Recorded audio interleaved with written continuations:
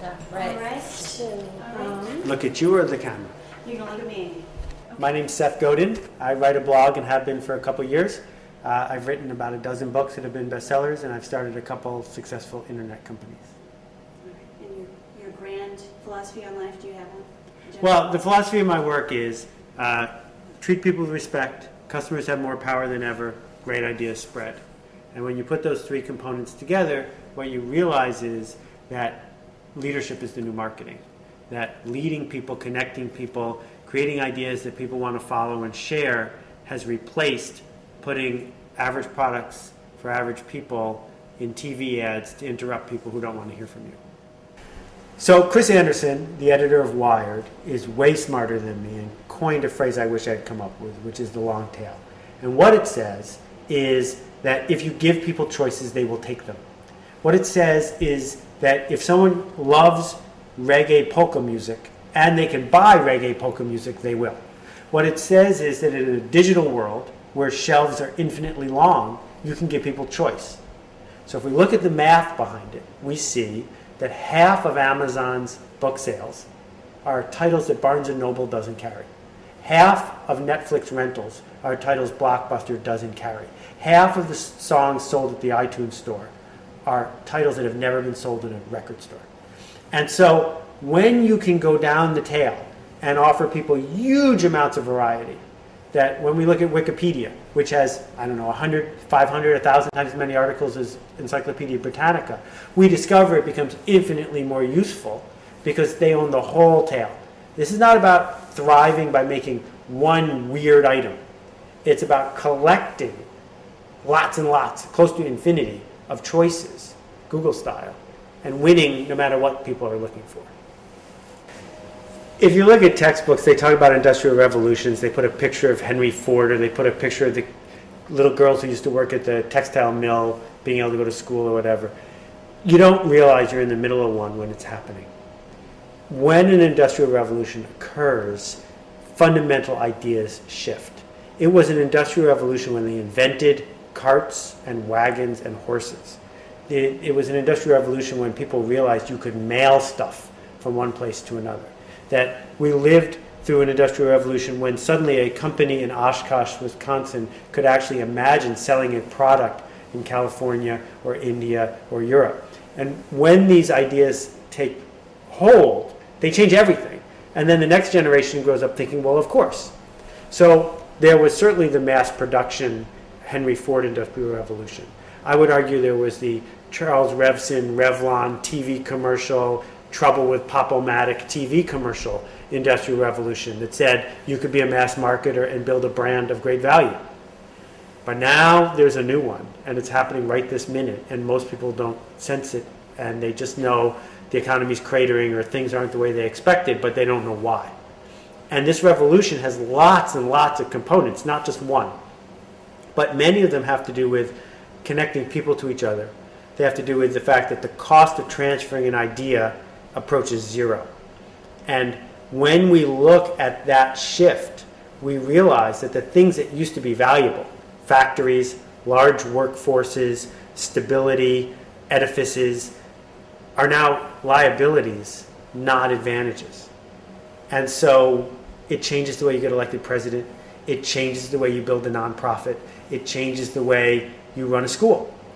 And we're noticing it in little fits and starts, not all at once, because it's really the gradual revolution, not the instant revolution. But the people who are thriving now and who are winning are the ones who see one of those elements, not necessarily all of them, grab it and run with it. So to pick a really specific, simple example, if you wanted to be in the t-shirt business, you used to have a big silkscreen factory and big clients like rock groups and stuff to make lots and lots of t-shirts at the lowest possible price so you could eke out a living. And you knew that there might be someone just down the street who was also going to own a t-shirt factory, and so your prices had to be low and you were in the commodity business. Well, in Chicago, there's a company called Threadless. And Threadless figured out that they could embrace the long tail, which is one of the elements of this new revolution, and say, we can do print runs of one. And that they could go to users, to consumers, and say, go ahead and make your own t-shirt. And then they could add a twist, which is, and then we're going to have a contest, and the t-shirt who gets the most votes gets $1,000. So suddenly, the idea spreads. The t-shirts spread. New people come to look at the shirts, and they have no competition. There's only one place in the world you can get that shirt, that interface, that example, that community. So they lead that tribe of people until they do $30 or $40 million in revenue in a year, most of it profit. Because that's a revolutionary way to sell a t-shirt. The t-shirt hasn't changed, but the way we think about creating it and wearing it and talking about it are totally different. I think in times of rapid change, it's easy to look at the planned life of the previous generation and say that doesn't make any sense. Why would you go to college to get your MRS, to get married, to have 2.4 kids, and then live in the same house and die? Why would you go to college to go to law school, to get a job at the firm, to stay at the firm for 9 years as an associate, to become a partner, and then die? And we look at the steps of the previous generation and we say, that doesn't work in the face of change. So it's very easy then to persuade yourself that what you ought to do is just live a life of experiences and randomly jump from one thing to another and not necessarily do a lot. And I will take issue with that. I think that if we look at people who are succeeding in times of rapid change, it looks like all that stuff they did in their life led to this moment. So, I used to work for a company that made shrink-wrapped game software, a product that hardly exists anymore. And then I used to be a book packager. And then I, dabbled in this kind of direct mail and tried to figure out this and failed at this and failed at this and failed at this. And had an internet company that worked. And if you look at all of them, in the abstract, they're random. But if I had left out any one of those steps, I wouldn't get to do what I do now.